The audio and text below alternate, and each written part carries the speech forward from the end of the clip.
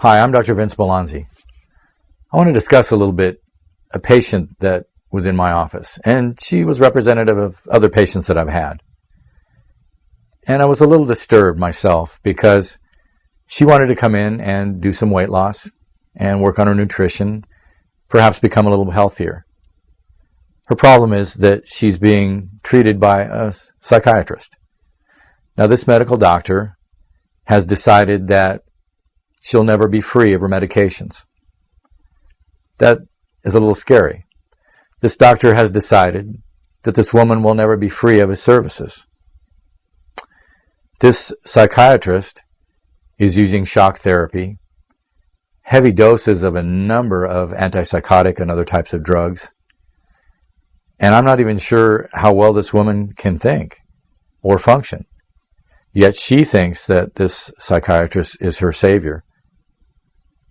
It seems to me like it's a little bit abusive, the relationship here.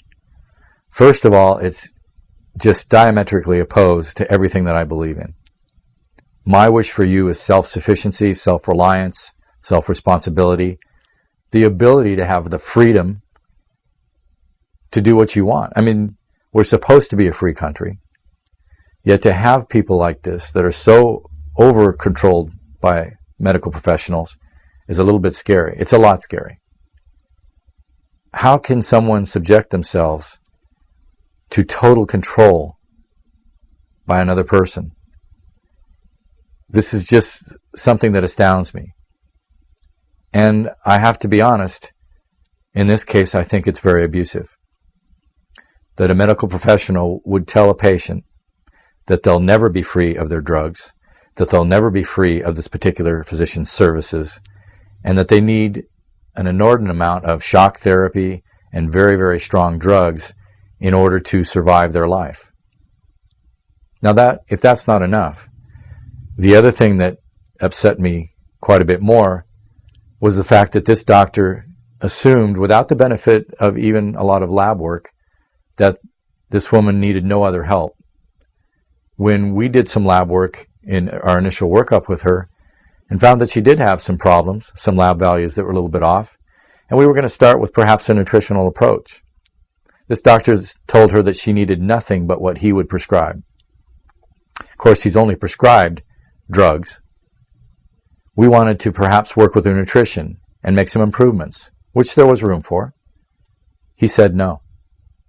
We wanted to perhaps have her take some vitamin D, which is very much in the news. In fact, we might do a whole video on vitamin D itself, but it's not a vitamin, it's a hormone, and in the latest studies, it's becoming more and more important as a hormone. Anyway, this doctor said she had no need of the hormone vitamin D, yet we measured her levels and found her to be severely deficient. We measured her cholesterol, her HDL, just some basic lab, but it was way out of range. Now, probably a cardiologist would step in and act fairly quickly to change some of these values. The psychiatrist said she didn't need anything. We wanted to work with her to help her lose some weight. We wanted to talk to her about exercising. We were going to talk to her about things she could change in her lifestyle. The psychiatrist told her it was nonsense. In fact, this particular doctor told this patient that she didn't need to get services from us whatsoever. She didn't need the classes we were teaching on nutrition. And in fact, he told her not to go. She didn't need any of our nutritional counseling. She didn't need anything beyond what his care was. Doesn't something seem a little off here? Of course, I'm disappointed that I'm not going to have her as a patient. I really believed we could help her. But more than that, just to think that somebody would be so over-medicated, over-treated, and most of all over-controlled is just something that scares me. To think that there are more people like this patient that are out there under the complete control of another person like that. We get upset when someone gets imprisoned wrongly. We get upset when somebody's rights are violated. Yet we have people in this country that are being manipulated and controlled by legal drug pushers. And of course, the control comes from a higher level in the pharmaceutical companies. It's a little scary. We need to be more reasonable on how we approach things. Anyway, I felt very bad for this patient. As far as I know, she is going to discontinue care with us. She's going to discontinue the program, and she's not going to do anything to address the problems that we might catch early enough to really help her. I'm sad about that. Mostly I'm sad that she believes that she has to be under the care of this doctor forever. You know, as a doctor, I'm very disappointed. I'm wondering if my treatments are even going to work if I can't offer someone an endpoint, a finish to treatment, a way that they can become self-sufficient.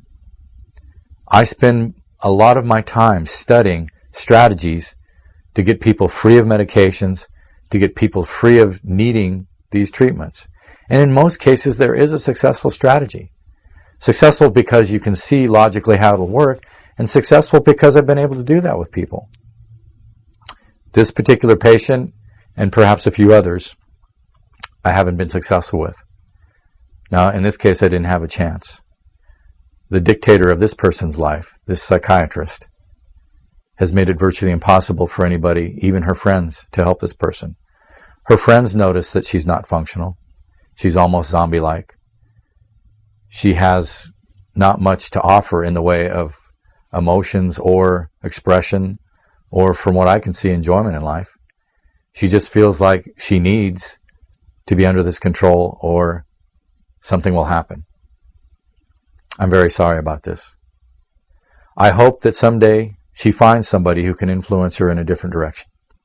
Somebody that can offer her some hope and some real solutions. If you're in this situation, wake up. This is Dr. Vince Melanzi. I hope you watch more of these videos. And I hope for all of you health, happiness, and self-sufficiency. Thanks for listening.